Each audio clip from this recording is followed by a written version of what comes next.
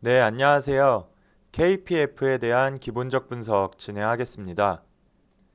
KPF는 자동차용 단조품과 건설, 산업기계, 플랜트, 중장비 등에 쓰이는 산업용 화스너 제품 등을 생산하는 업체로 풍력 발전용 설비에 사용되는 화스너 제품도 생산하고 있습니다. KPF의 시가총액은 846억 원으로 코스닥 시장에서 611을 차지하고 있는 중소형주입니다. KPF의 재무 한번 살펴보겠습니다.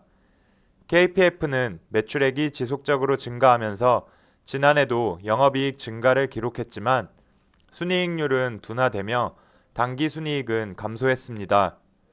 올해 1분기에도 전년 동기 대비 매출액과 영업이익은 호조를 보이면서 안정적인 실적 흐름이 지속될 것으로 전망됩니다.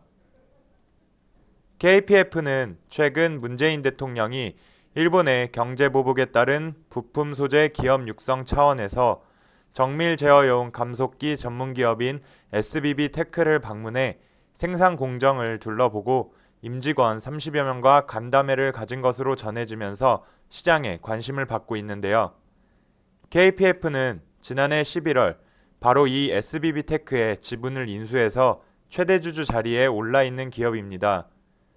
SBB테크는 본래 볼 베어링 제조 기업으로 설립됐지만 단순 부품을 넘어 로봇 핵심 분야에 진출하기 위해 정밀 감속기를 연구 개발해 왔습니다.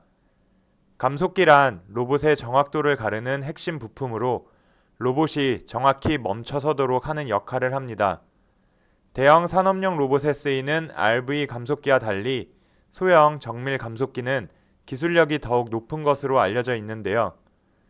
정밀 감속기는 그 시장을 일본이 장악하고 있고 세계 시장 점유율 73.3%를 차지하고 있는 업체가 일본 하모닉 드라이브 시스템이라 정밀 감속기를 세계적으로 하모닉 감속기라고 부를 정도라고 합니다.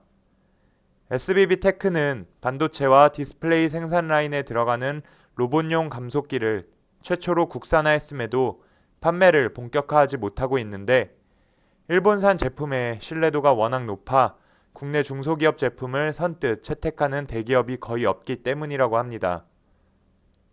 하지만 방산 분야를 필두로 SBB테크의 감속기가 조금씩 쓰이고 있다는 점은 긍정적으로 볼 수 있고 일본의 수출 규제 조치로 정부 차원에서 부품 소재 국산화 작업을 서두르면서 대기업과의 전략적인 제휴도 순조롭게 추진될 가능성이 높은 상황입니다. 그리고 KPF는 기술 특례를 통해 SBB테크를 당초 예정보다 빨리 코스닥에 상장할 계획을 가지고 있는데요. 국산화에 성공한 정밀 감속기 분야에서 빠르게 양산 체제를 갖출 필요가 있다고 판단되기 때문이라고 그 이유를 밝혔습니다. 올해 연말이나 내년 초에 기술성 평가를 신청하고 평가 결과가 나오는 대로 한국거래소에 상장 예비 심사를 청구할 계획으로 이르면 내년 상반기 안에 상장하는 것을 목표로 삼고 있습니다. SBB테크가 기술특례 상장에서 미끄러질 가능성은 높지 않다는 관측으로 IB업계 관계자는 SBB테크는 대통령이 관계부처 장관들과 함께 방문한 상징적인 기업인 만큼 기술특례 상장은 어렵지 않을 것 같다고 말했습니다. 일본의 경제보복으로 인해 탈일본 국산화가 빠르게 추진되고 있는 현 상황에서 SBB테크가 코스닥 상장에 성공한다면 KPF의 지분가치 또한 크게 상승할 것으로 전망됩니다. 화스너 및 자동차 부품 생산업체인 KPF는 최근 실적면에서는 큰 변화 없이 안정적인 흐름을 이어가고 있습니다.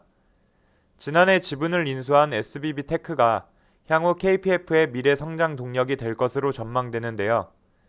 최근 일본의 수출 규제 이슈와 맞물려 정부 차원에서 탈일본 국산화를 강하게 추진하고 있고 기술 특례를 통해 코스닥 상장에 성공한다면 빠르게 양산 체제를 갖출 수 있어 성장 가능성은 높게 전망되고 있습니다. 지금까지 KPF에 대한 기본적 분석이었습니다. 감사합니다.